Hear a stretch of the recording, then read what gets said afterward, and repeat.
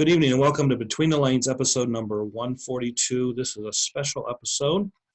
Tonight we're going to talk about chassis design and engineering with the use of a 2D CAD design computer system. And Rob Hanson is our guest tonight to tell us the way he does it. And hopefully this will help racers who are looking to build a scratch-built type chassis. Maybe this will give them some food for thought and some ideas. Maybe make it simpler for them. Maybe learn some tricks of the trade. I don't know if there's really any tricks of the trade, but so anyway, we have Rob here he's on the phone, and then I've got some photos and stuff that he sent me to put up that he'll discuss those individually as we go through them. And so, Rob, how long have you been racing slot cars? So I graduated college in 1993, and my parents lived west of Chicago, and I, like all college students, moved home and no job, broke because of student debt and so forth, and looking for a job. And guy, a local Chicago racer, Larry Kelly, had opened up a raceway in Elburn, which was close to my parents' house, and didn't know what it was, and seen raceway and strolled in because I was always a car enthusiast, and that was where I discovered slot car racing. And nothing against Larry, I liked the guy. I dragged him to the R4 and places like that with me, but it took me about a year to unlearn everything that he had taught me. It's Larry, was a racer from the 60s, and he applied a lot of that same thought to flexi cars, and it just didn't work. So that was my start, Ramcat Raceway in Elburn. Larry landed up going on to buying Jerry Coolich's Race World in McHenry, which I think was home of, was it 2000 or 2001 USRA Nats, a couple USCA Nats, and I think some Israel race, and I think, what was it? Yep. Didn't Felipe also have like a TSRF race there or something? I think he had one of the TS. I mean, that Race Road was a hot spot for lots of racing in a short period of time when Jerry owned it, and then when Larry owned it. So, right, that was a top-notch facility back in its day. Probably the best in the country. Because there was 4 tracks. There was the tracks rotated. I know there was a huge oval. I don't remember how long it was. Well, 110 foot on red. Yeah, then there was the small LTD, which was I think Jack Debbins' track originally. Yes, from Canada. Jerry bought it from Debbins, who moved it to JK Raceway in Hanover Park, and then that was used for 96 Nats. 96 Nats. 96 Nats. Yeah, I competed in that in Group 10. I would say that was my first USRA race that I ever went to, and did horrible.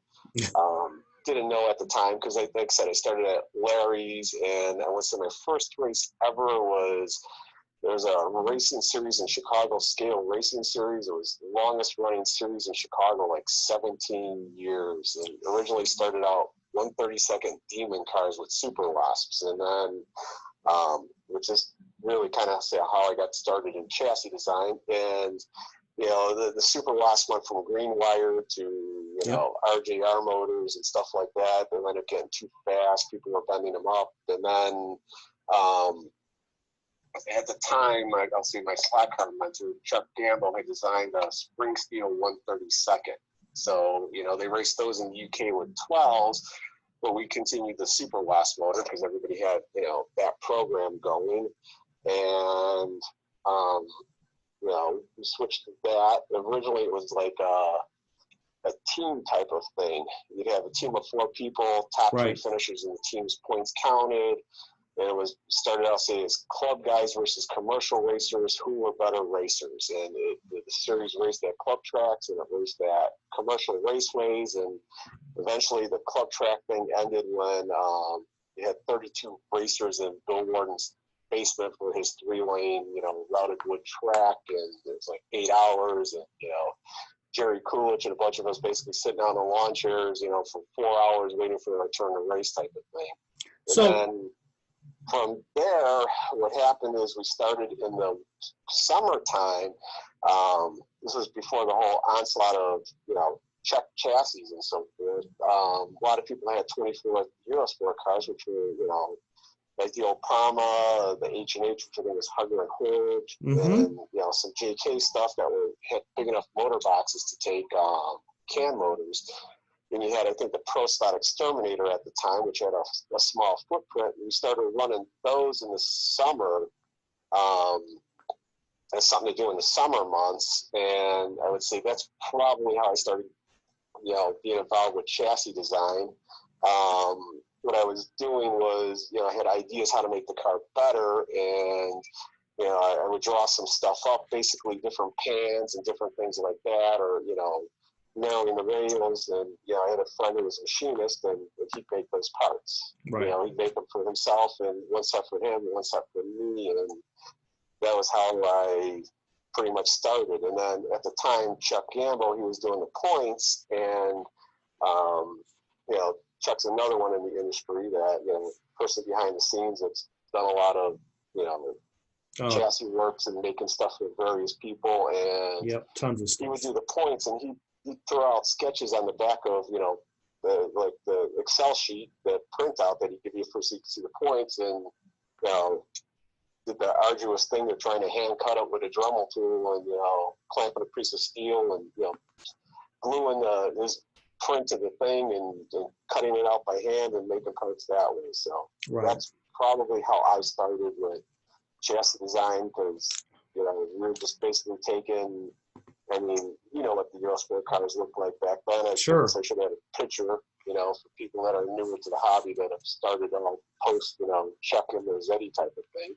Well, that's kind of like a future show, is kind of like the evolution of Eurosport cars from what we started with here in the States in the mid to late 80s, and then evolved to what we have today. I mean, huge differences. Oh, to me, it was a fun time, because you started with a basic slab, and you could build it many different ways. And you look at cars at the Nats or just local racing, and no two were built the same. Right. Everybody had their own ideas on how to build them, and some worked, some didn't. Yep. And then we went through the whole, flat track and bank track phases with designs and stuff like that too. So it was stuff interesting evolved. time. I remember when I started GT12. There was GT12, and what was the other one? They were both brass and wire cars. I think one. C1. C1. Yeah. Yeah. C1. There were some, but even with those, I remember, changing the rails, because they come. I don't know. They were all built offshore somewhere. Cheater. The K&S what? Cheater. Yeah, the K&S, piano wire was better, and we could build them with, the K&S, it'd be different than the metric wire they came with. So you'd have, build it stiffer, build it, wimpier, or whatever thing, and stuff like that never was teched. Right. So. Well, there was no way to tech it other than if the dimension of the wire was different. But even with that said, I know that, when I would run that class, I would always run like a stock chassis, maybe resolder some joints on it or whatever, make sure it was flat. I never changed wire. I didn't know other guys were doing it, and the real serious guys, no names mentioned, they were changing out main rail sizes and changing, like tube sizes and wires that, wire sizes that went into tubes to get the chassis to move more and flex more, and it was stuff that in the spirit of the rules wasn't supposed to happen, but it happened. I don't think it really gave anybody this huge advantage over other people that weren't doing it, because it still came down to who could drive the cars and who couldn't. Yeah, I think the car stayed the same speed. You just you tailored it to your own racing or driving style. Right. So, I know one guy that was building some pretty advanced versions of those cars, but it didn't make any difference to him. Not saying that you should look the other way, but at the time we really didn't know what he was doing, and it all came. I mean, like I remember the first time. Okay, so when I went to the '88 Worlds in Chicago, the first race that JP put on there, we ran. I don't even know what they really called it. Well, they were enduro, right? They're 3-hour races with brass wire chassis, like box stock chassis at that time. Okay. And we went there and we just took box stock chassis and made sure they were soldered good and flat. And then like a year or two after, you find out like, oh yeah, this is how you made these cars work. You put this size wire here and you did this. It was like, wow. Maybe that would have made a difference for us. I doubt it, but I mean, it was just one of those deals. Like so many guys were doing it. It was like the good old boys club. You know what I mean? So. Yeah, I mean, I was doing it, and I mean, but at the time, I had no business racing that stuff. I mean, like I said, I started out at Larry Kelly's, and then I did the Scale Racing Series race, and then Larry convinced me I should go to JK Raceway, and at the time he was transitioning from, I want to say, Lombard to Hanover Park, and eventually he opened up in Hanover Park, and I strolled in there, and I built a C2 car because I could get around Larry. Larry had at the time a miniature Grand Prix that he had cut down like 8 feet and removed the S's to fit in his location, and I could get that around pretty good, and I went to race C2 at, Hanover Park, and I came in like, 14th out of 12 people. I mean, I just got my butt handed to me. It was horrible. Okay, so was that on MTT? Okay. Yeah, MTT, the Euro Toy MTT. Actually, called it the Euro Toy because of the one corner had Euro Toy painted. Correct. Van Rosen's race. Yep. So when you mention racing production 32nd scale chassis, the Demons, and I mean that was the Demon, Euro Toy, Rama International 32. Yeah, Demon was the chassis of choice, and those were the chassis of choice. Yep. See, back in '96, back in '91. Yeah, it was before your time. So before your time, Jerry had a world championship at JK there. I guess it was in Hanover in 1991. Well, he opened Hanover. Okay, well then it was maybe it was Lombard. Probably Lombard. I can't even keep his locations like in order in my mind. Like I can visually see all these different raceways and what tracks was where and how the floor plans were, but I can't remember in what order they were. So it was like Broadview, Lombard, and this is just, from, I guess, knowledge, not actually having a race there. I think about Broadview, Lombard, and then Hanover Park, and then he closed JK Raceway in Hanover Park because at the time, every 3 years he moved, and there was never going to be another JK Raceway. And then, then he, I think, was it Mosetti who used the Race World name? I don't know. He asked if he could use the Race World name, I believe, and then he opened up a Race World. He had a location in McHenry and one in Villa Park, which was home of, was it about 2000 when he had Jerry's Worlds, where the Czechs came in, he had the MTT, and he had like... Oh, no, that was like 90... 98? 97, 98, somewhere in there. Okay. Yeah, it was 97. It was February of 97 because the Czechs had come over in the summer of 96 and we had the Worlds at Cofort's. Right, I remember that. So then the following... You beat them, didn't you, if I remember right? Do what now?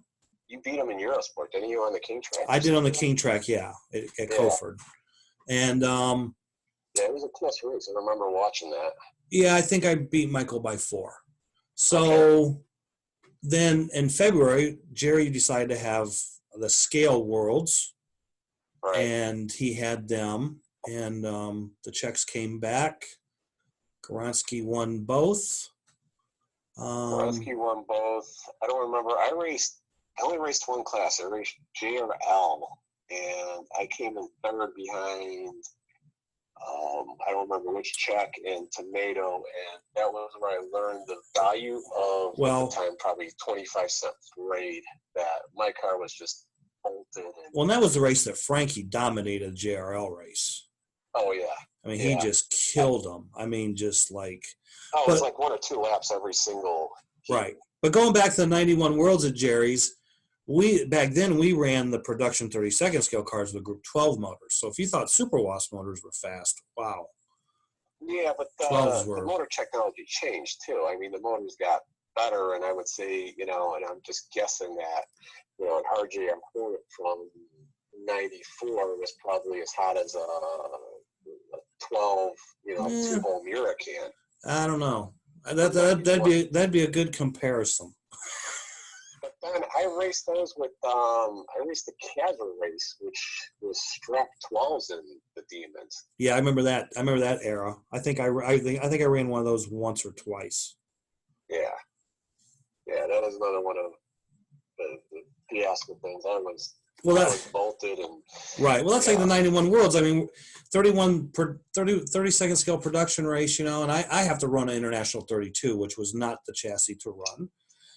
By any stretch of the means. The Demon was the car to run in that class. And because I worked at Parma at the time, I had to run the International 32, and the rules were just so against that chassis. And that chassis wasn't designed 100% correct for the motor to gear angle and get in a mesh, and you had to screw the motors in. That was the worst part. You had to screw the motors in. So, I just remember I started on Red Lane. They were designed for the D-can, weren't they? And the C-can wouldn't really sit right with the... Well, the problem was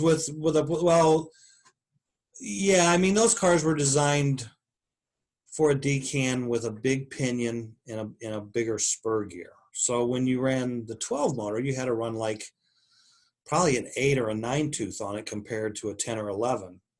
Okay. So you couldn't get the motor back far enough without hitting the axle, and you couldn't grind on the magnet, if I remember correctly. And there are a lot of crazy rules in that era. Yeah, tell me about it.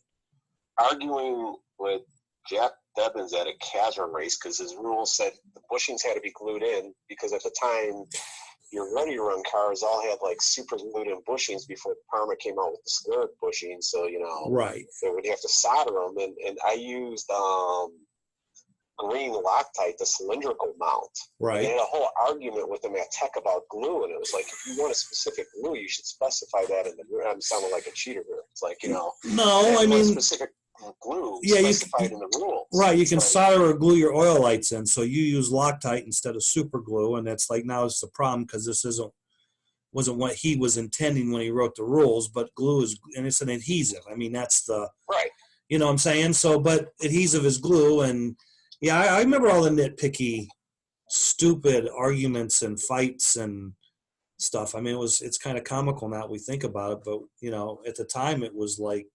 Oh yeah, death. Like a 15-minute discussion at Tech about glue. Because that was like in going back to that 30-second production deal with the International 32, and I've talked about this on the show in the past. Like the only thing we could do was like you could put a piece of servo tape, RC battery servo tape underneath the motor to like keep the motor from going forward in a sudden, frontal crash. I forgot about that. Okay, yeah. So then. So I sat there one day and I'm trying to I'm at Parma, I'm sitting there at Parma. I'm like trying to figure out how I can get my motor back and get a mesh and it'll last. And I'm sitting there and I'm like, if I could just screw another set of holes in my motor, because the Mira cans had the 2 holes for the screws. Right. It's like if I could move 2 holes, I don't remember which way it was. I guess it was towards the front of the motor if it was sitting in the car. If I could do that, then I can screw my motor in and I have perfect mesh and it's not going to be a problem. So I look over the rules. The rules say you can't modify the chassis. You have to run this motor. You have to screw it in, da-da-da-da-da. So I thought, well, before I do this, I'm going to make a phone call. So I called up Jack Devins and I said, okay. I said, so the rules say the motors have to be screwed in. That's correct. I said, so like if my holes strip out in my motor can I put 2 new holes in or make a new hole so then I can, no problem. He goes, we have guys that already do that. Well, they weren't doing it to move their motors. They were doing it to get a fresh screw hole. for their screw. So I'm like, okay. So I go over, take a motor apart. I took 2 motors apart actually, and I went over and I drilled. I put them in the drill press, and I drilled me 2 new holes, and bingo zingo. That was the difference. And I'll never forget, like, MTT track, which I only raced on that thing a couple times a year. I mean, Chuck Gambo was the king of 30-second scale. I mean, I don't care if it was F1, Eurosport, or F1.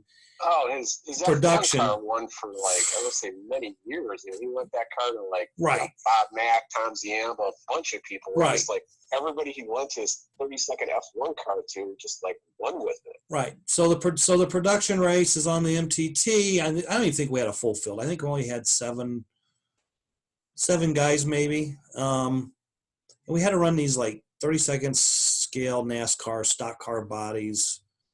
And I'm the only international 32 in the field. Everybody else, I'm pretty sure, was demons, maybe 1 or 2 Euro toys. But, you know, okay, so in Chicago on a track I only race a couple times a year. I've probably raced on a total of 4 times now. This is Chuck's class, you know, like, so I'm like, I'm going to start on red lane. I don't remember if we qualified or not, but I started on red, and you know, the power came on, and I just inched away. I mean, lap after lap, it was like another inch farther ahead and another inch farther ahead, and kept doing that whole race and wound up winning the race. And it was a huge shock to me that here I beat the king of 30-second production on his own track. And, but, you know, it was just that one of those deals. I mean, the car was good, and the whole shame about it is if I could go back and do it again, I could probably make the car way better, because back then I wasn't really that good at tuning cars, you know, like, I'm sure if I'd have put some lead here and there and played with it more, because I didn't really take that race serious. I was just like, I'm going to enter it, I'm going to race it, because there was an overall points deal for all the classes to win the world championship. So it's like, I'm going to run this race to get the points. I know I'm not going to do very good, and I wind up winning the damn thing. So anyway. So. Yeah. But anyway, so yeah, that was how I got involved with, I'll say, design, was making pans and stuff like that for, you know, the Eurosport technology at the time, which I said we were running Open Group 12 before Open Group 12 became a thing. Right. You know, we just were trying to figure out how to use up our old Eurosport stuff and run another spring steel class. And then. So then what did you do, like, between 2002 until retro started? What did I do? Yeah, what was you doing racing-wise? I took a hiatus. My son was born in 2001, and I decided that, you know, he's only going to be, you know, a baby and a little toddler or whatever. It's only going to happen once in his life. So I kind of took a hiatus. Okay. And, you know, made a, you know, comeback for, at the time in Chicago, there was, you know, like Northern Illinois Falcon Series, and one of the, you know, there was like Chicagoland Series or Windy City Series that would just kept getting, you know, reincarnated and stuff like that. Came back, didn't really do a whole lot for me running a Millennium car with a Falcon 2, you know, which ran backwards. So then it was like we were building Millennium cars upside down, so that way the motor went the right way, and it just wasn't fun. So then I just stopped racing again and didn't like the type of racing we were doing. And then there was the first Santa, which I missed. I didn't know about it. I heard about it, and that was in, say, November 2007. And around December 2007 is when I strolled into Swiss's, and they were running retro, and I thought, oh, this is cool. You know, that era was never in my life. Right. Being able to, like, design and build stuff. So, you know, at the time we were building simple stuff, because, you know, which I get to later when we're talking about design, it's all really math. So, I mean, the car was 3 1/8 inches wide. So we were running like 1-inch 032 pans, single rail of 062, and then, you know, like a 1-inch by 1-inch, you know, 062 piece of brass in the front. And, you know, that gave us our 3 1/8 inch, you know, limit with hinges. And and I didn't know what I was doing. I mean, I never grew up in that era, and I was applying stuff that I knew made my Eurosport cars fast to the retro car, and it just made them junk. Right. And then, like many of the time, Brian Warmack out in California came out with his kit.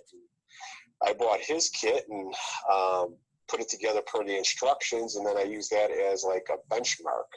And, you know, it's like, okay, this goes this fast on a king track, and I would keep trying to build different cars until, you know, I found stuff that was consistently faster than that. And then I went out to the first R4 with, you know, a bunch of other guys from Chicago who unfortunately have now all passed. Yep. And, you know, went out there to the R4 and raced out there and had a good time. And I ended up being pitted next to Rick Bernardo and Larry Mattingly. And at the time, you know, just never knew Rick prior to that. And, you know, obviously you're pitting next to him, so you start talking to him. And at the time he was making, I don't remember what his first chassis was called. And, you know, that was all hand-programmed G-code. And it was like, you know, one pan was bigger than the other pan, and nothing was symmetrical.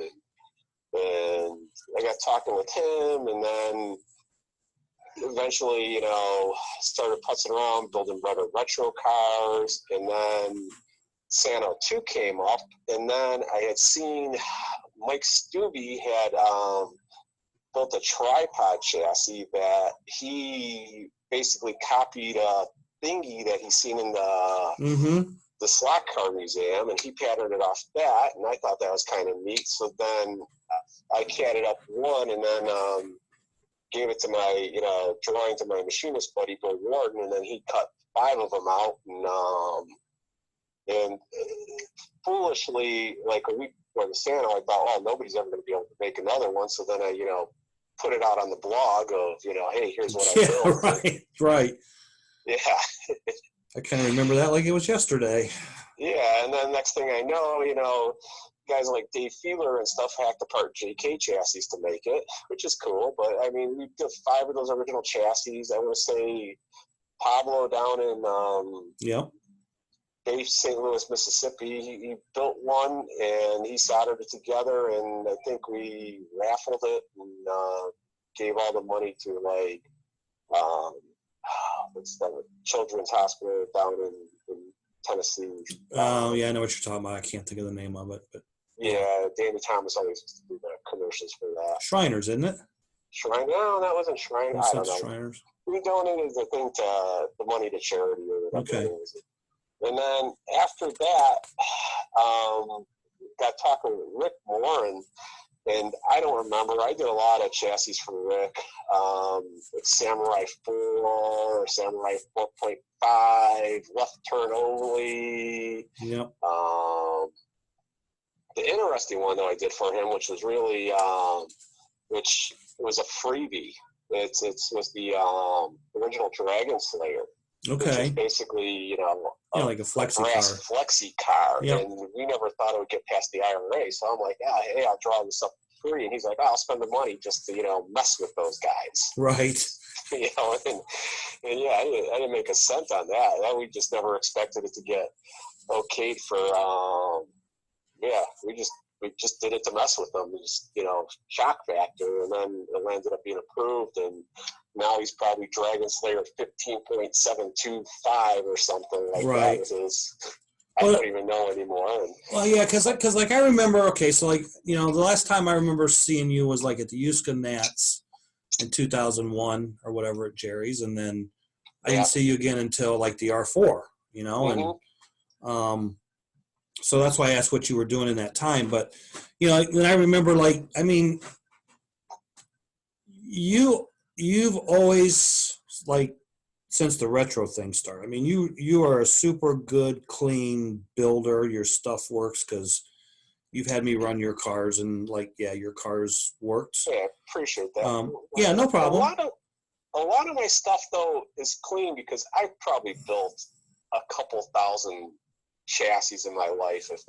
So for a long time, if you bought a spring steel Yeah. the spring steel car from JK, I pretty much soldered it together, or another guy did, and I won't name his name because I don't know. That's up to him if he wants people to know what he did. Right. So it was pretty much everything was, if you bought a JK Millennium, you bought, Jerry had some Czech stuff that was, designed by the Czechs but made in the USA, and Right. I soldered that stuff together. So I've soldered a lot of chassis together in my life. Right.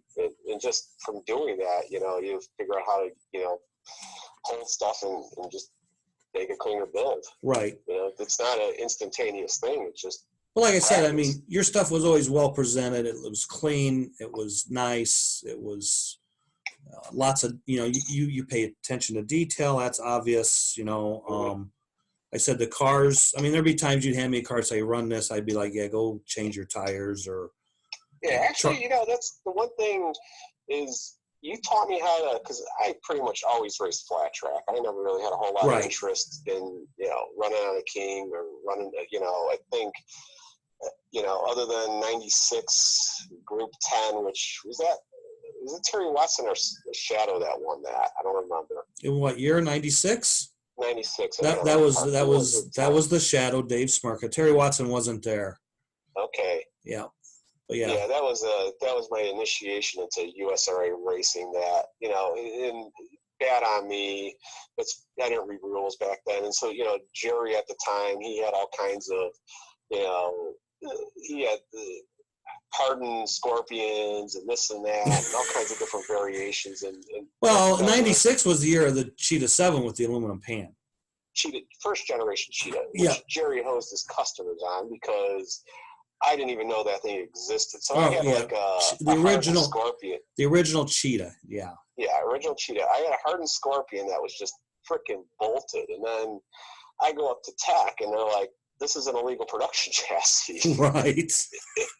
I mean, I wouldn't have had a car capable of winning, but I had probably an A-main car. And right. then so it doesn't pass Tech because it's not a legal chassis. So then I go buy a stainless Scorpion one off the wall, transfer all my stuff to that, and then I turned like 3 laps, and then practice was done for Group 10, and I just had a horrible race. But yeah, it was like Jerry never. I mean, the fast one guys, you guys scrolled in with aluminum pan Cheetah ones. It's like, what the heck's this? Yep.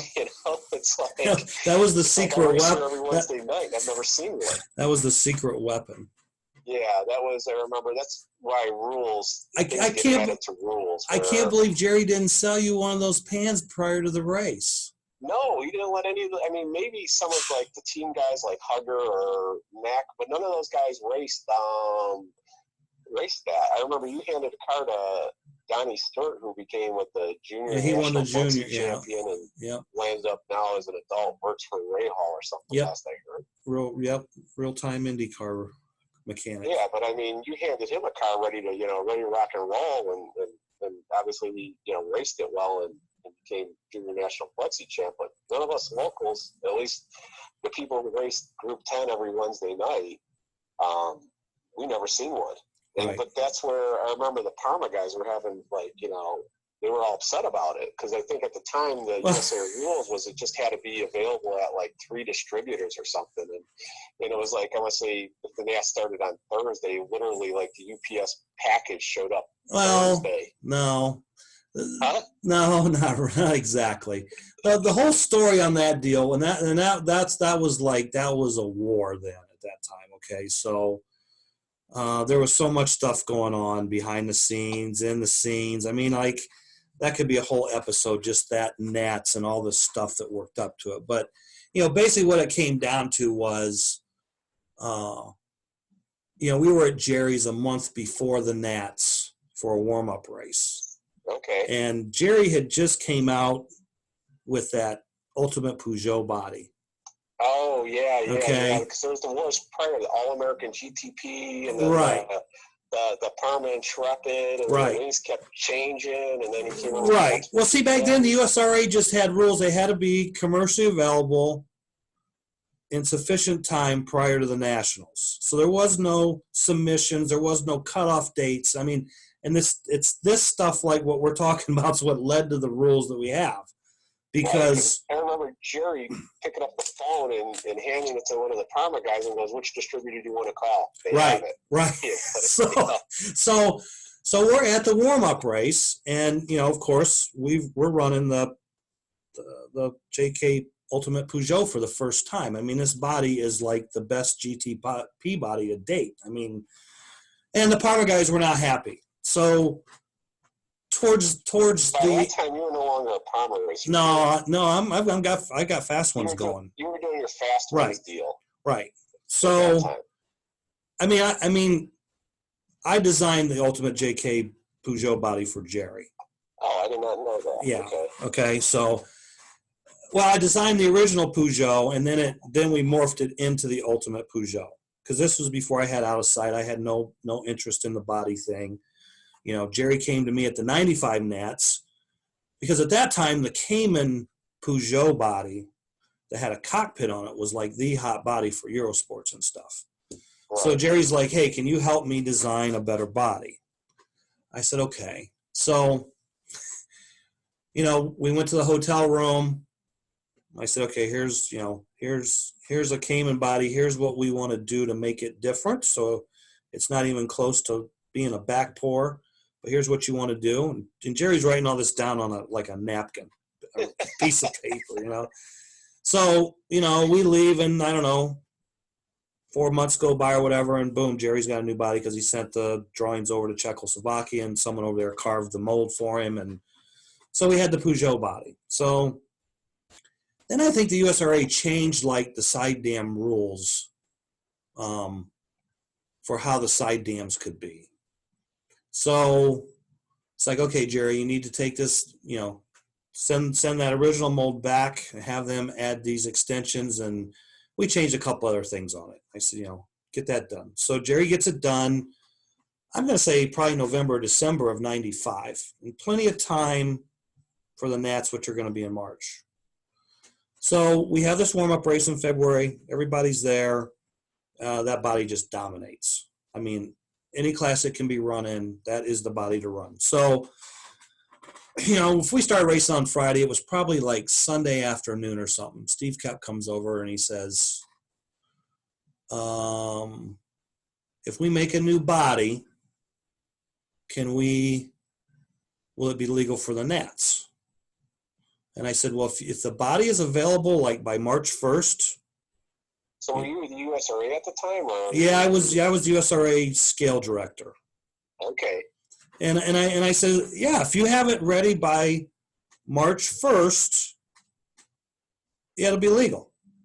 And it doesn't really have to be at the distributor on March 1st. It just has to be available to ship on March 1st.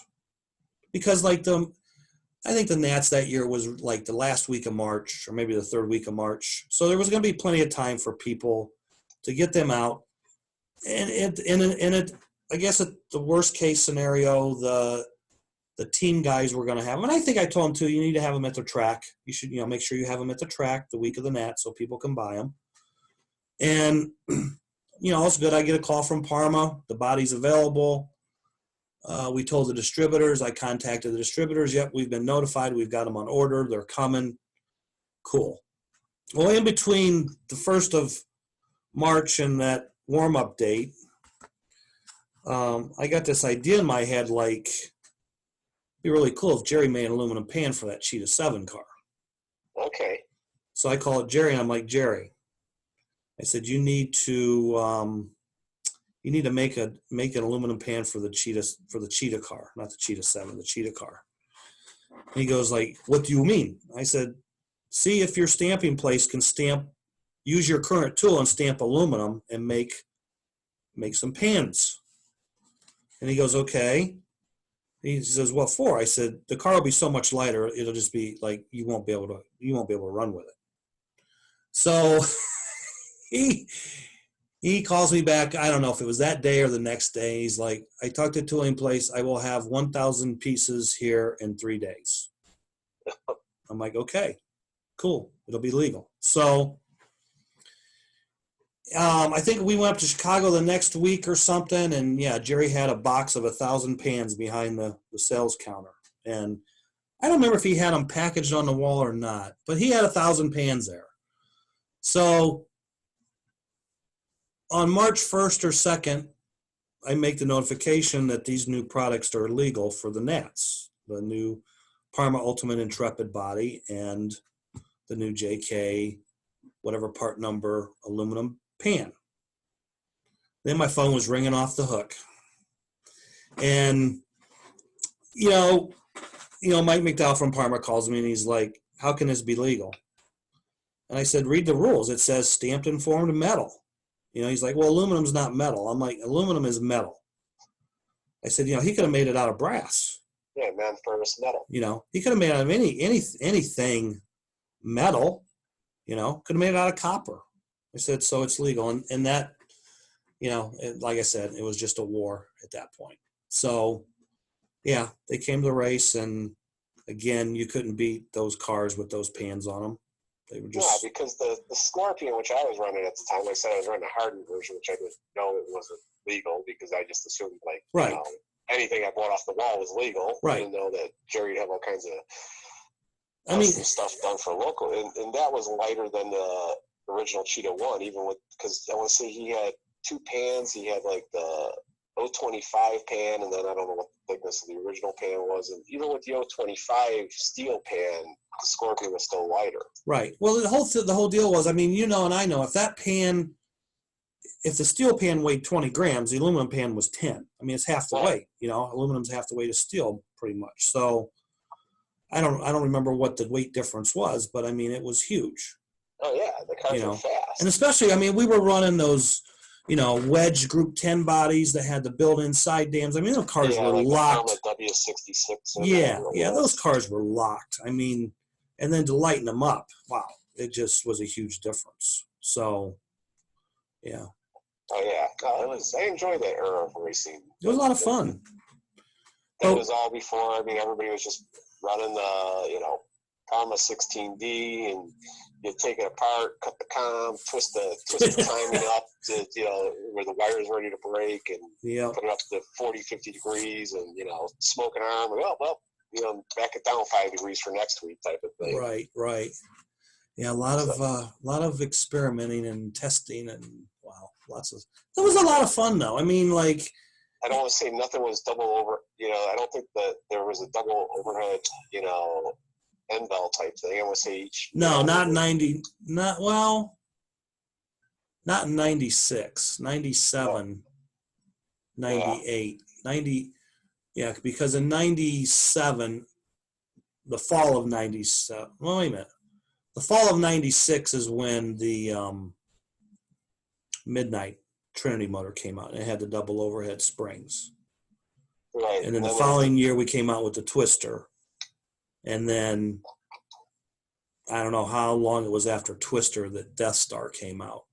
And that was Parma's first motor. It had double overhead springs. Okay. And then they eventually came out with the rotor. That's another show, the evolution of the 16D motor.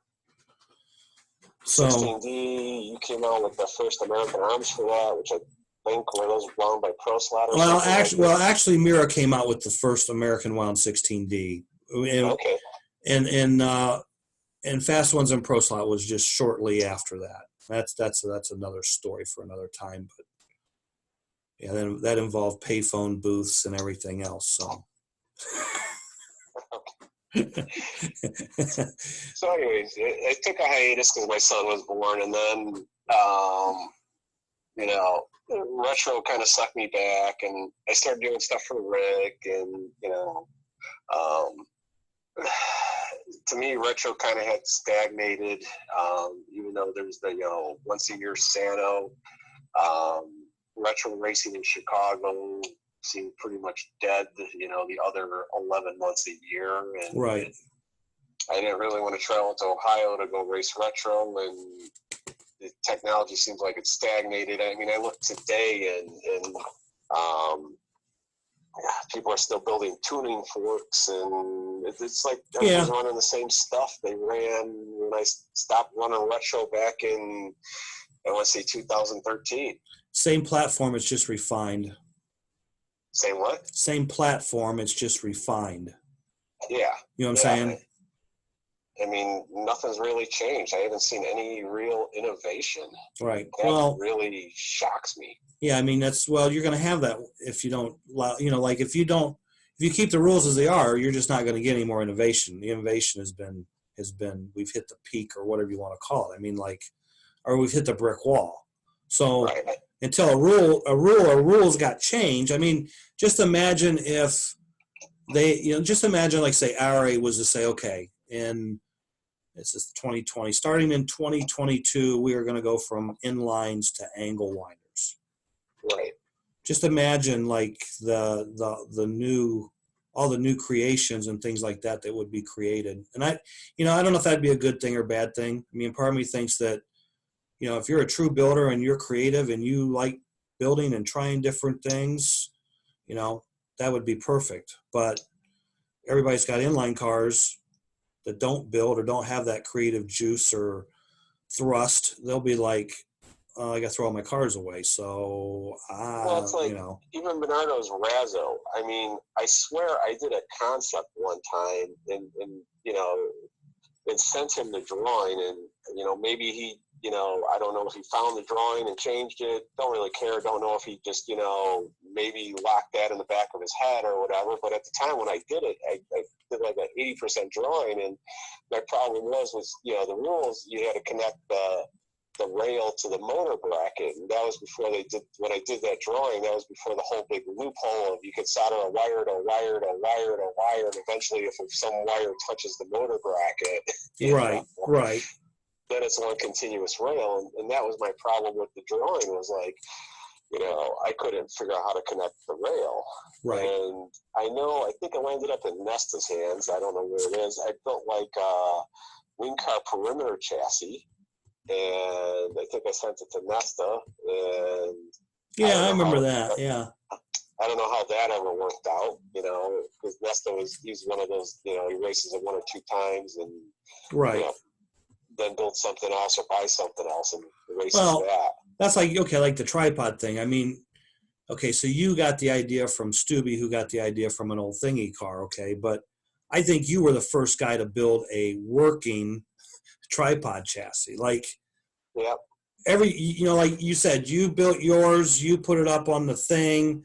I remember either before you posted or shortly after you posted it, I drove that car, and that car was like outstanding. And then everybody started building their version of a tripod, and I remember, because I think you built that like late summer or the fall of 2008, 2009, somewhere right in there. Sano 2. Okay. So I want to say it was September, October-ish. Right. So then, I guess probably I ran it at the Sano was the first place I probably tried it, because I don't think. I also did a tuning fork car that I want to say there was a couple of guys down in Texas or something like that. Phil's, I don't remember what their last names were. And, one had done like a tuning fork car, and, they weren't really good with wire bending, and it was like they had two separate wires soldered to like one wire in the center, almost like a, center hinge thing wasn't legal. And I was like, oh, that's kind of neat. And then I made one of those, and then, I don't know, I tried it, whatever, and then I think I did a hybrid tuning fork tripod, and then eventually some other people came on the scene, and they started building tuning forks and separating the rails and putting a little brass in there and doing some other things, which is now in vogue, has been for how many years. But well, because like I said, okay, so you ran that car the first time probably at the Sano race. Yep. And then I remember the next month, after all the hubbub on the blog and after you ran it, and because like, didn't you finish kind of good with that car at the Sano that second year? I did really good in the JK spec race. I want to say I came in like 5th or 6th. JK spec. I don't remember how I did with the regular race. So I remember like a month after that race or something, me and Randy went somewhere, and somebody said something to Randy about building a tripod, and Randy's like, I'm not building no tripod till I get beat by one or something like that. So it's like, okay, whatever. I didn't care. I was just a driver, like, So Yeah, I Then, liked Randy, but I remember one of the Racing Champion races. It was like, I think I built the tripod with 3 rails of 147, and I want to say you turned like 3 laps with it and went faster than your car you were going to race. oh, he used to get, okay, so like someone would come over and say, hey, would you run my car? And he wouldn't really say nothing about that, you know what I mean? So I'd say, okay, I'll go run your car. So, I go over, I'd run the car, I always take it easy the first few laps, and I could always notice him, he's looking at the timer, like he's looking at the timer. And then, the first time I ever did that was with a car that Ken Swanson built at the first R4, and Okay. I got my ass chewed out for that. And then the next year, Ralph's out there like, run my car. And I'm like I'm just killing with Ralph's car. And I got my ass chewed out. But I mean, it was so funny because Randy'd be looking at the timer. Yeah. And then he'd like get disgusted. He'd turn and he'd walk back to the pits. And then I'd come back over and he'd go, what'd you do that for? And I go, what do you mean what'd I do that for? He goes, well, why'd you go so fast with his car? You don't go that fast with our car. And I go, because our car don't go that fast. And he's like, well, how good was that car? It's like, well, the car was really good in the donut, or it was really good in the dead man, or, so, then the next race we'd have a car that was better. But, so anyway, I'm not going to build a tripod until I get beat by one. So a couple months goes by and we're going to go to a race up in Michigan to a track we'd never been to. And, sometimes I'd get in the car with Randy and he'd say, check this out. He'd hand me some new car he built. Other times he might not say anything. And that was one of those times I get in the car and we drive all the way up to Michigan, 3-hour drive. And we get there and he's getting set up and I'm chit-chatting with people and he's unloading his cars. And I walk over there, because I know I'm getting ready to grab my control and go on the track. And, he'd be like, check this out. And he had built 2 tripod cars. And I said, well, we ain't got beat by one yet. What'd you build 2 for? Yeah. And he's like, well, I thought we'd try it. Okay. So we didn't race them that day. They were close, but they weren't right. We had some an older design or whatever that was better than those cars. But, I told him, I said, well, this car here, I don't know, it's just weirded up the donut or whatever. And all right, I'll take it home, work on it. And then the other car was it was way off. And then I don't know if we raced any more that month of December, but I know when we came back after Christmas break, I ran those cars probably for the next 6 months. And I won the R4 that year with one of those 2 tripods. I still have it. But, yeah, I mean, I don't know that the tripods were any better than a standard straight rail car, but at the same time, we just like put all of our time and effort into those 2 cars. And he kept building more cars, it'd either be tripods or straight, but it took him probably 6 months before he built something that was better or faster. Right. And then I don't think after that we ever had another tripod. Then we started going to multiple rails. Yeah. Going from singles and doubles to triples and quads and 32 or something like that. Well, it took a long time for us to get there, but I mean, we went from. We built a lot of, I would say, 3 rails of 062. Three rails 062. No, okay. So 78s was what we kind of started with. Then we went to double 62s. And then I guess we went to the tripods, and then we came back with triple 55s. Okay, yeah, okay. And then I think we might try a couple triple 62s, but they didn't really work that good. But yeah, I mean, in Columbus, we had these 2 cars. We called them cop cars. And that's what Ralph named them. Like, that's the cop car, because it would go up the donut so fast. He goes, that's a cop car. It just eats the donut up. And they were triple 55 cars.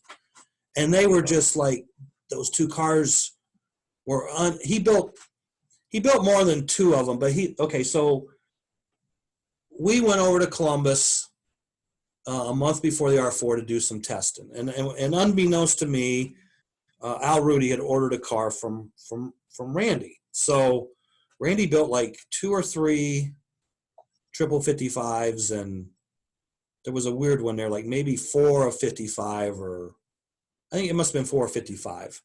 So anyway, Randy's like, oh, I got these new cars. So I'm like, okay. So we go out there and we're shaking them down, and I'm like, man, this car right here is like, this car is unbelievable. And he goes, that's Al's car. And I go, what do you mean that's Al's car? Al bought a car. Al ordered a car. I'm like, well, send him this car. And he goes, nope, Al's getting the best car. I'll build another one just like it. Okay. Well, the other car he built just like it wasn't as good as it. It was close, but I mean, no two are ever the same. no two. You can build 10 identical, and they're all different. That's, I mean, so yeah. But I think I won the R4 with that other car, and I think Randy got third that year. And then, because there was like the original cop car, and there was the cop car 2. I still have both these cars, like they're engraved on the bottom and stuff. But and then I think it was probably within the next year we did. He started doing the 10 of 32 or the 10 of 39 or whatever it was. Yeah, it got crazy. And we had we had one or two of them cars. That was another deal too. So he sends me over. He wasn't going to race. He goes, here, you got to stop and pick these two cars up he goes, you got to pick these two cars up. They're multiple rail cars. And I'm like, okay, cool. And he says, okay, so like this one's for Earl and this one's yours. And I mean, they don't even look the same. I mean, the only thing that looks the same is they got 10 rails aside, right? Right. So I'm like, okay. So I go over and put motors in them. And, again, Earl's car, I didn't even race my car. My car was like, I couldn't make it go. Like, it just didn't work. Earl's car was the first Can-Am car that ever went in the 4.5s at Columbus. Okay. But, it's like, man, this car is so good. But I had it, here you go, Al. Here, not Al, but here you go, Earl. Here's your car. So, I call Randy up, and he's like, how's Earl's car? I said, man, Earl's car was the bee's knees. I said, I'll build you one just like it. I'm like, yeah, well, this other car you built me is not even close. And you know what? We never got that 10 rail thing figured out. I never liked it because there was so much, And what's scary is now I'm running like 12 and 20 rail cars. You know what I mean? Like, but if you backed them into the wall, the rail it bent and it stayed that way. Well, it's like you could race it, I couldn't race it. Right. I usually get caught up in some garbage back where I'm racing. But see, like the 20 rail cars I'm racing aren't really 20 full rails. Like they don't go all the way up and solder together. They're kind of like 3/4 rails and stuff. You know what I'm saying? Like, okay. They're 20 or they're 10 wide aside, but you don't notch the drop arm for all 10 to fit up in there. You know what I'm saying? So right. Maybe 6 go in there, and then like half rails or something like that. Yeah, I call them 3/4 rails because they'll go up and they'll bump up against the drop arm, but there's no notch for them to go up in. But they're soldered all together. You know what I'm saying? So, right. Are they truly 20 rails? I don't know either. I mean, that's to each his own. But I mean, what makes a multiple rail chassis? How many rails actually solder up into the drop arm or alongside the drop arm versus how many do and don't? I mean, so. But anyway, we should probably quit reminiscing and. Yeah. We need to get going here. So I got, so there was no retro racing and that sort of thing. So then I guess took another hiatus from slack car racing and did some, SCCA amateur, autocross type stuff. Right. And then came, was it last year? When was the 24-hour enduro? Is that 24-hour race? 24-hour enduro was February of 2019. February 2019. So I hadn't touched a slack car since 2013, and then wow, Roger Schmidt from Mid America is like, I think somebody canceled on the team, and he's like, "Come race." It's like okay, and I hadn't pulled the trigger in 6 years, and came back for that. Had a good time, enjoyed that. My first heat wasn't that great. It's like, timing wise and stuff, I was fine. They came right back, but I wasn't looking ahead far enough to stay out of wrecks. Right. Well, you guys finished 4th. I mean, that was a pretty good finish for. Yeah, Yeah, for the team you had assembled. All-star first three teams, you guys, right. Tubby's team, Dane's team. I mean, you guys had outstanding racers. We were just, a bunch of, average racers, basically. Well, yeah, I mean, that's the thing. I mean, like, you hadn't raced for 6 years, okay? So, and then you take Roger. I mean, like, we all know that, Roger's an okay driver. Roger could be a much better driver, but he would have to concentrate put more time into it, and he doesn't have time to do that. So therefore, it is what it is. So, I mean, I don't remember who all was on your team, but I know that Kurt Vincent did a very good job because he was like flying on red lane. Oh, he was just bolted on red. I did the black and purple. I did 3 blacks and a purple because those are my favorite lanes on a King track. Right. But no, I think you guys did a great job for the team you put together. I mean, oh yeah. There was four other teams would have loved to have been in your position. So yeah, we beat Strauss's team, which was he the winning team at the original 24-hour enduro? I don't know if he was or not. I have to look that up. Yeah, so I mean, he was at the first 24-hour race, right? And then the Mark's Model World team, had Al Rudy, and we had strong racers from there. I mean, there was a lot of depth in the whole. Because you guys had JG too, right? Huh? You had JG, right? Yeah, Jeff Goldberg. Yeah, Jeff Goldberg. Was it John Vincent? Yep, John Vasca. Vincent, another good driver. Vasca. Yeah, I mean, like, you guys had like half semi-retired drivers and half was like current drivers. Yeah. You know what I'm saying? I mean, we lost a lot of stuff. Vasca had his, $2 million controller that would stop working all the time. I think Roger was ready to, club him to death with it. We lost a bunch of laughs when that thing stopped working. Okay. So. All right, well, let's get on with this tutorial here. So, anyways, at the time, I came back, and then I basically was a draft person for a wing card chassis that caused a whole lot of internet grief and stuff like that. And it was like, can we make something similar to this wing card chassis that's not available? So I did that. And then I started doing drag chassis. And I had never really slot car drag raced. I always enjoyed real drag racing. And right. And, I would design some stuff up, and if you pull drawing number A up. Drawing number A. Hold on. Let me get that for you. There we go. So a lot of design, and I'll start with the drag stuff because that's what I'm currently been doing with. You have, I'll say, variables. It's everybody knows the wider you make the rails, the stiffer the chassis, and you're designing stuff, and it lands up. Everybody's stuff looks similar, not because anybody's copying anybody, just because if it's like a drag. So drawing A, if it's up, is Revolve 5-liter Mustang, and let me interject. So this is a hard body Mustang model kit for a drag car. Right, and the 5-liter Mustang's popular with the guys that like Ford. 69 Camaro's popular with guys that like Chevys, and you get some guys that like obscure stuff like having an Etzel or something like that. But I mean, most people want to run cars they'd like to have in real life, or they already have them in real life. And so the first drawing A, you got a Mustang, and I want to say it's like 2.3 inches wide. And if you go to drawing B, okay, that's the next shot. That's the back part of the car where the tires go, and that's basically like 2.6 something inches, or just say 2 5/8 wide. Yeah, the calipers show 2.606 to be exact. Yeah, 625 is 5/8. So just for sake of discussion, for simple math, 2 5/8 wide. And if you jump over to drawing C, or picture C, yep.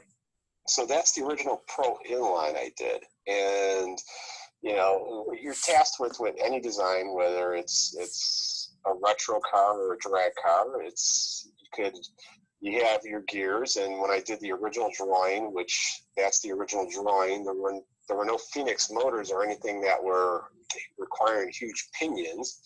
And I did that, and at the time, with a 16D, people were running like 11, 12 tooth pinions and that sort of thing. And I want to say, if you look, the distance between, so on my drawing, I don't know if you can tell in the picture, is, there's some yellow spots, which is, say, 30 thousandths thick for the flange of the bearings. Okay. Or bushing. Right. And then the pink, you got the pink crown gear. There's Yep. a little line in there where like the teeth are. And then there's like a pinkish purplish color, which is the pinion. Right. And that's the diameter of a 16 tooth pinion.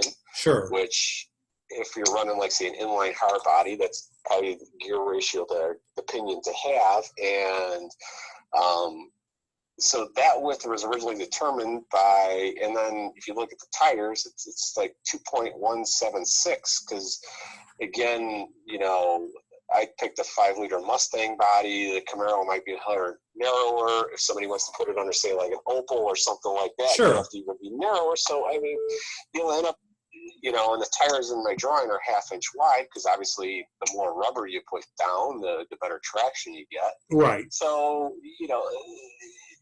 it's a compromise of trying to fit the gears, getting enough width for gears, and the first, inline was designed prior to the Phoenix motor, so really never anticipated having like a 16 to 20 tooth pinion. Right. So came up with a compromise for that, and at the time it worked. But so what I was getting at is, like, you have a width, you want it to fit under a popular body, because most guys don't want to build an Etzel, and same with the rails. The wider the rails, the stiffer the chassis. Right. So, end up with, like, say, a 1.644 width when you figure in 82 stainless tubing. And part of that is, if you're running a second generation Camaro, those really curve in and the stuff starts getting narrow. So if you look at a lot of people's chassis, they have really similar rail widths and real similar in the back end, because everybody's struggling with the same thing, trying to make it fit under the same hard body plastic model kits. Right. And then if you go to D, I think my picture D is showing both chassis right next to each other, where I show you where I widened it up to accommodate the bigger pinion and made room for that. I also then, obviously you can fix it by offsetting the motor a lot, and in that drawing I also offset the motor 35 thousandths to give a little extra clearance. Okay. So, I mean, obviously you could have offset it a lot more, but then I'm assuming most people want the motor somewhere in the center of the chassis, not really offset. So okay, so let me ask you this question: like, in drag, have you done much drag racing? I started to, because you're designing chassis, right? Well, I'd start drawing the chassis, and then I'd look for feedback from some local guys, and they would be like, "Oh, chassis great, best chassis ever." And it's like, well, nobody's really racing it. Right. If it was best chassis ever, why aren't you guys using it? And then I'm like, okay, I got to start building this stuff, which is kind of like a funny story with this. So first drag car I built for myself was like a Phoenix funny car. So it's like the Neo chassis, and then locally they're running, and I guess other parts of the country, guys will run them with a Phoenix motor because it's, inexpensive. And my car went like 686 is the first drag car I built, which at the time was like the quickest Phoenix funny car in the country, but nobody believed it because, anybody that knew me I was like a retro racer or a roundy round racer, not as a drag racer. So, it's like, even though there were people in the track and seen it and had a picture of the screen, it was like, everybody said, yeah, you're full of shit. You didn't do that. It's like, okay, whatever. But so I started building the stuff just to see how it fit, and then I'd build it, and I'd be like, oh, like, I don't like this, and right. Most of the changes I make are either to make the product better or just make it easier to build. Well, my question was going to be, that's why I asked you drag race. So if you've got a chassis where 16 tooth pinion, gears, the crown gear, the backside of it's up against the, I guess, probably the upright or the bushing. Pillow block or whatever. Okay, so if you cheat a little bit and set your motor off to the side a little bit, does that affect the way the car goes down the track, or have you not tested that? I haven't tested that. A lot of it was, I said I got to just make stuff wider to fit, current motors and current technology and bigger pinions. And I'm assuming that, 35 thousandths isn't really a significant amount. I'm assuming that's not really affecting it a whole lot. Right. So like I said, that's, went that direction. And actually, the stuff I've designed for Roger, it's transparent to most users, but I mean, pretty much everything's on its fourth or fifth revision now. Right. As in, just, like I said, either make it easier to build or make it better performance. Right. Same thing with the, I would say the first Sidewinder chassis, and it's just, not being detail oriented enough. It's like, okay, I made sure that, biggest gear anybody could put is a 62 tooth, which is like 1 inch in diameter, and it fit. But then it's like you couldn't get it out. You had to build the chassis around the gear. Right. The biggest you could put in there was like, I say, a 52, and so, we ended up fixing that and making it where you can take the gear out, put it in, and take it out through the bottom of the chassis. So, right.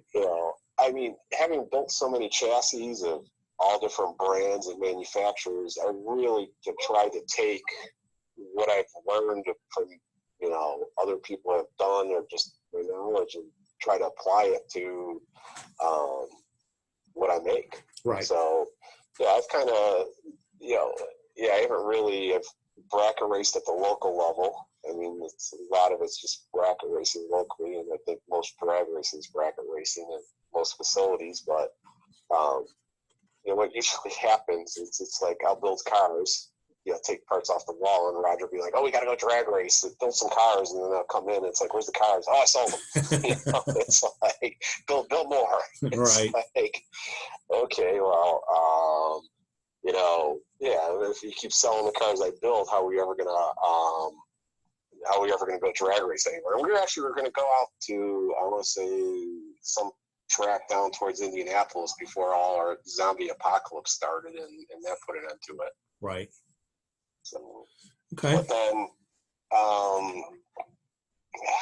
if you want to, so I mean, we can see, as or at least hopefully the viewer or listener can see what I'm trying to say about design parameters restricting how wide you go. I mean, obviously I'd make rails wider, but if it only fits so many bodies, you got to make product to sell. Right. So if you go to, since we spent a lot of time talking about retro, if you go to I'm there. Drawing F. So whenever I design, and this applies whether it's drag chassis, retro chassis, anything like that, I always design from the back forwards. And this will apply for any scratch builder that's scratch building a retro chassis, or a lot of clubs, recycling clubs will have scratch built chassis. So I design from the back forward, and like the retro chassis is a good example. So you got a 3 1/8 inch wide chassis. We have known variables. The tire is 800 wide or 810 wide. Right. I just usually 800 because most of the tires I've measured always seem to be a little hair under the 810. And so you got 1.6 inches in tire. Most of the bearings or bushings flange I measure are 30 thousandths thick. So you got some distance there. I want to say I'm looking at my CAD. I don't have the picture of what you're showing, but well, the picture has like the close up of a motor box, and it has the crown gear and like the a wide motor box, and it has a wide motor box and a 3/4 inch barrel box or motor box. So if you look, the widest you can ever have a motor box, which I want to say Brian Cox had, I always liked his motor brackets. Yeah, his motor brackets were like primo. Yeah.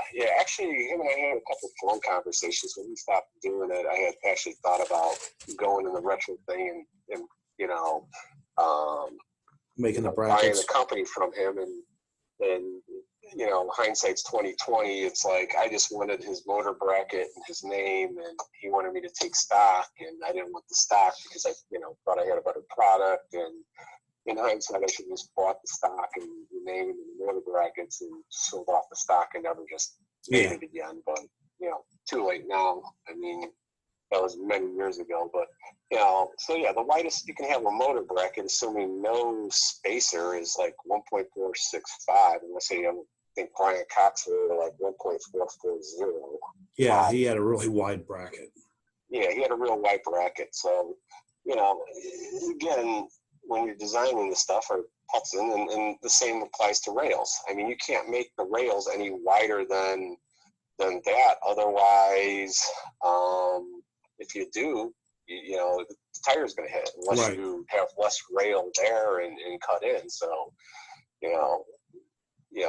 you can only go so wide. So I start at the rear because I already know what motor bracket I'm going to run or what type of motor bracket, and where the tires are in the width. And I also lay out okay, here's my it's basic drafting stuff. I'm self-taught. Never had a drafting class in high school or anything. Okay. But I lay out my width and I lay out my wheelbase, and I just picked for the drawing. I just kind of threw that together yesterday, like 4-inch wheelbase. I don't even know what's popular anymore for retro. I'm like a 900 thousandths guide lead length, and I'll start at the back and I work myself forward and put rails in, and anybody who's designing something, they don't have to use CAD. I use CAD because it's convenient to erase and draw. But I mean, you get the Empire State Building, Golden Gate Bridge. That was all done prior than CAD. It's really all math. I mean, if you got 4 rails of 047, it winds up being 3/16 inch wide. Right. And you can get to that, like you said, with either 3 rails of 055 or however you want to. So, I mean, you can use graph paper and sketch it out on graph paper. You could just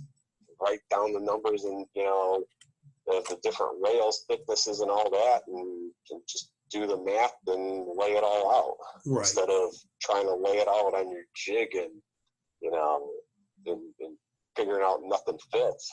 Right. And then, so yeah, I always start with the back forward of everything, everything I draw. And then if you want to skip the motor or drawing H, so that was like the max you can go. H is in the California guys don't do it anymore, but I mean, at the time they were running the skinny F1s, which were only 1 3/8 wide. And,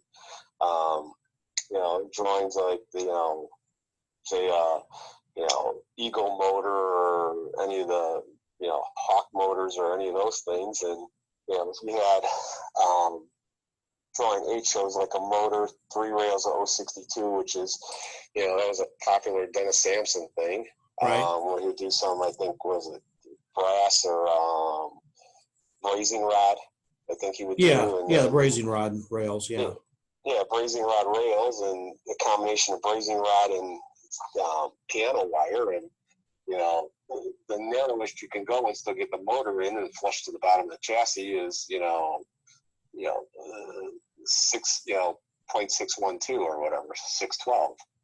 So you also have to worry about that if you're like trying to fit like the original California rules of a 1 3/8 wide F1. It's like, okay, you got 3 rails of 062. Right. And then you got 2 in that drawing, 2 3/16 inch by 090 brass, pans. And if you look in that drawing, it basically will leave, if you squeezed in the rails as tight as you could possibly go with the motor, it left 9 thousandths aside for pan movement. Right.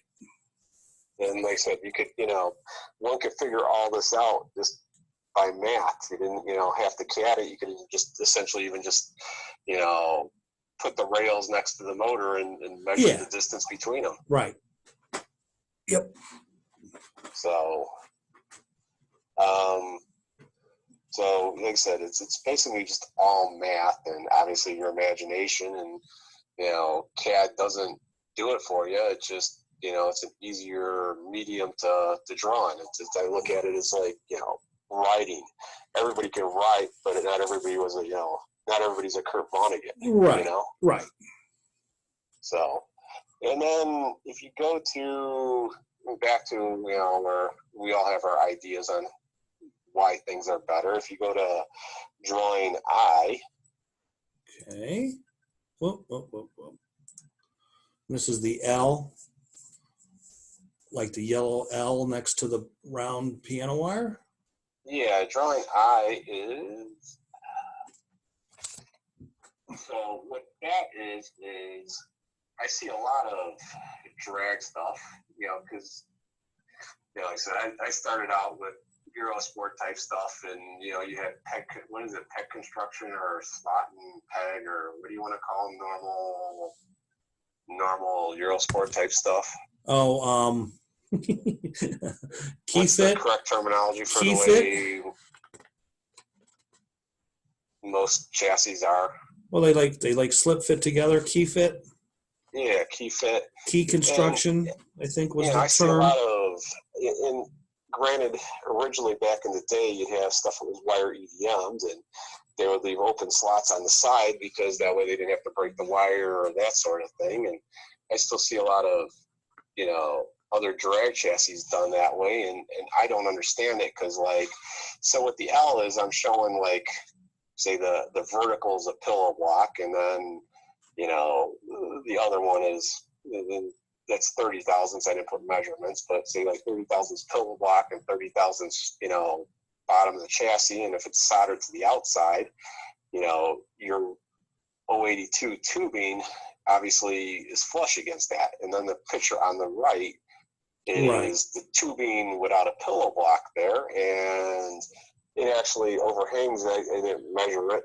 Right. I put the dimensions. I want to say it overhangs 3 thousandths. Okay. So, if you're soldering it to the chassis, it's overhanging 3 thousandths, and then when you get to the pillow block, it has to bend around it, because obviously it's not overhanging there; it's flush. Right. And I've it's just not something I do. I try to make everything. It's obviously it's harder to draw the slot for key construction because you got to get your tolerances right so the pieces fit in. But in my mind, it's stronger, and it's also easier to build. Mm-hmm. I mean, you have something out on the outside, and the pieces just want to fall over. Right.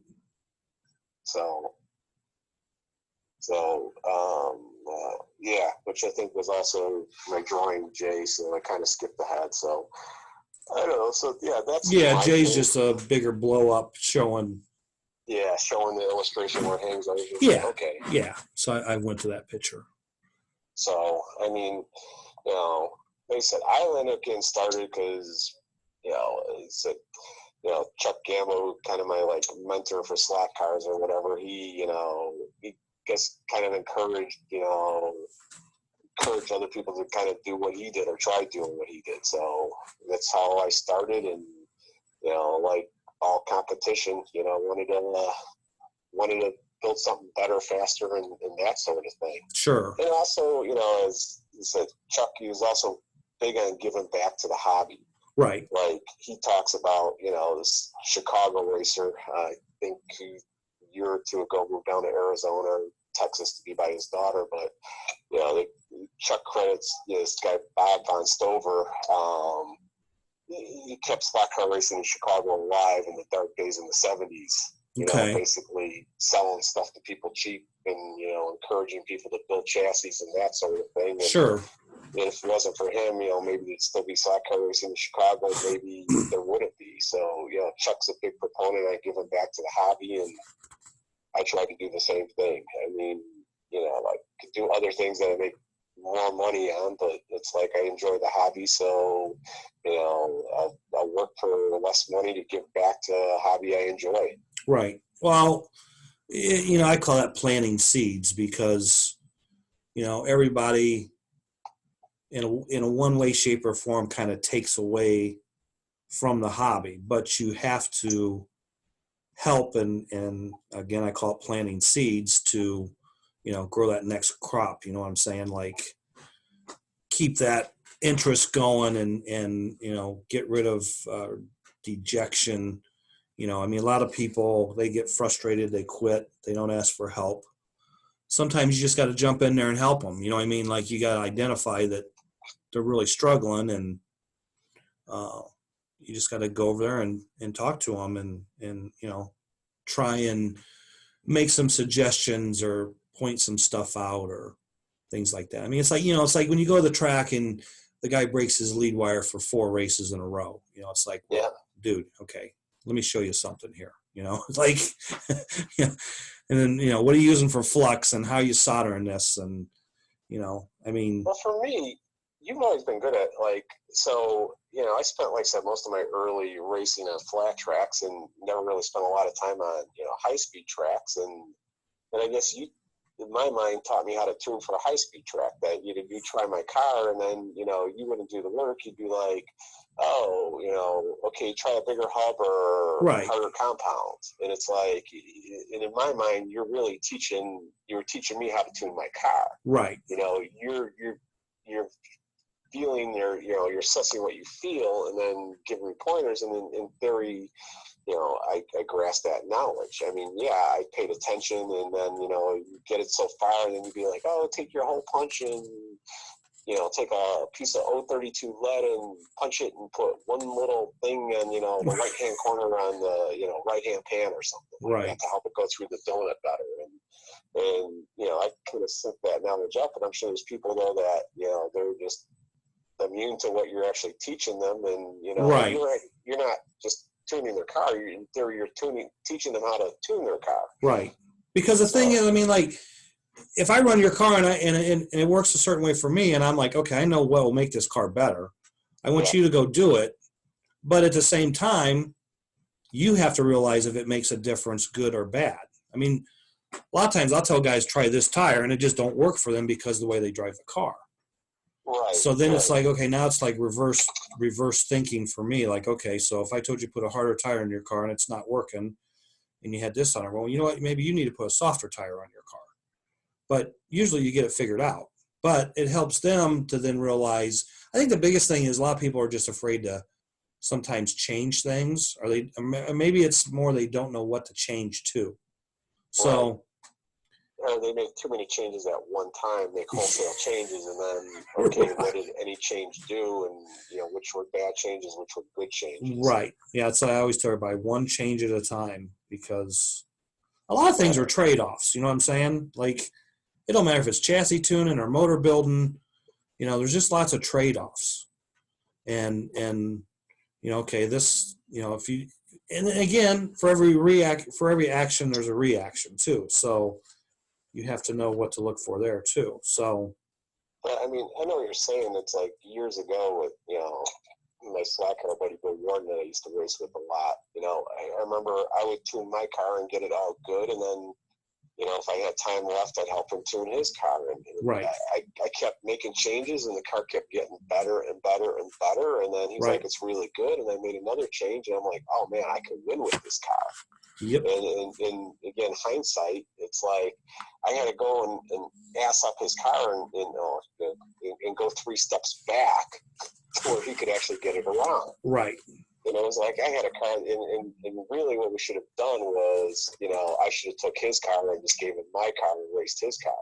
Right. But yeah, he couldn't get the car around, and I thought it was just bolted, and like I could win with it. Right. I mean, it's like if your car is really loose, there's pretty much 2 things you can do: either add lead or go to a softer tire.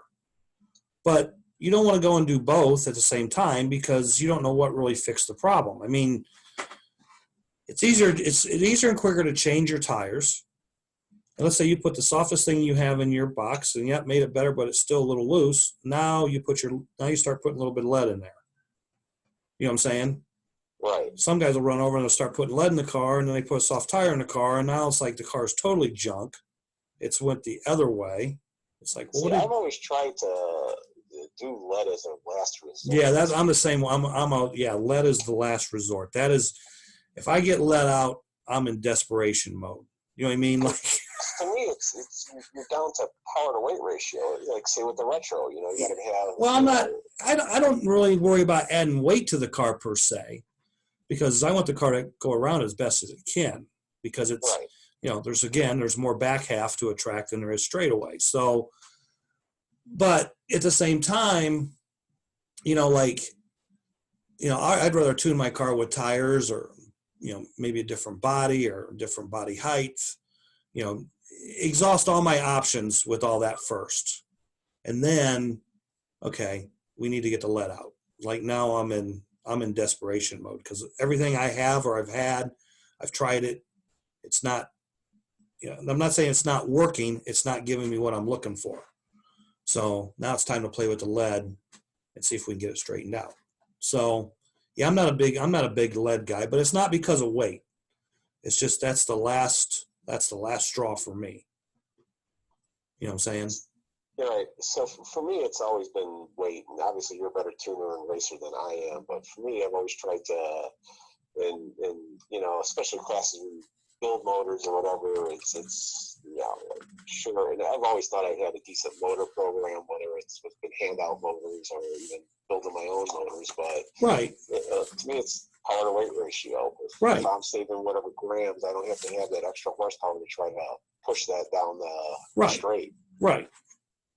So, I mean, like when I first started racing, we never tuned our cars. I mean, we never put lead in them. We never really played the tire game. We didn't have durometers. We all ran orange tires. You know what I'm saying? And then you go to some tracks and you could run glue. If your car didn't work, you just put more glue down till you got it to go through that turn.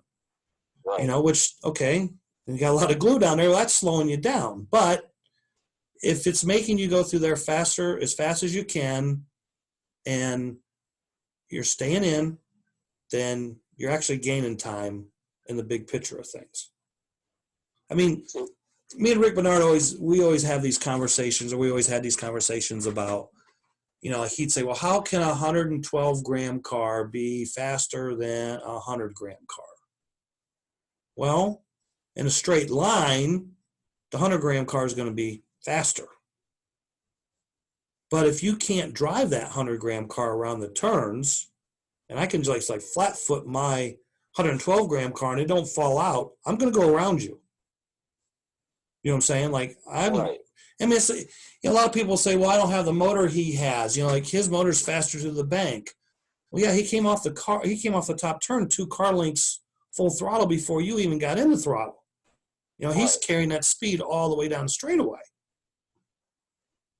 So, it's not just getting through the corner, it's getting off the corner, it's getting into the corner. I mean, right, like when I used to flat track race, I would gear my cars radically different than most people at the time, and everybody's kind of went that trend anyways. But I mean, I remember running Super Wasp with 7-tooth pinions when everybody was running 9-tooth pinions, and I would just gear the car for the whole rest of the track, and didn't worry about the straight in front of the driver's station. I just wanted it to run like a 2-stroke and the rest of the class or rest of the track, because that was how I raced. I always kind of raced mid band to full end of my controller. But there's guys that like to point and shoot type thing. Right. So yep.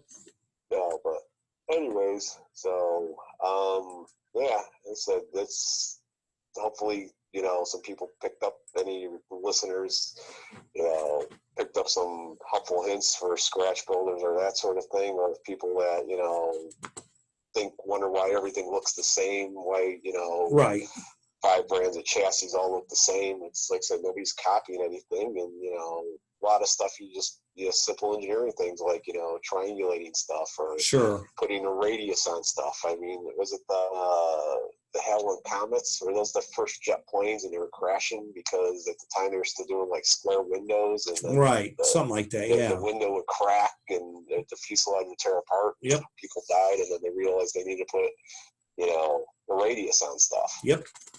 So that's right. All right, Ron. All right, Rob. Well, thanks for Well, thank you for having me. Well, yeah. Well, thanks for volunteering to be the next victim here. So.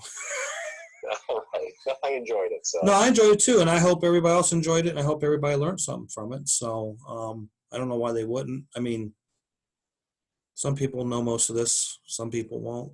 That's why we do these shows and videos, and again, planting those seeds and trying to help others go faster and go better. So All right. thank you very much, and until next episode, number 143, everybody be safe, and we'll see you at the next episode.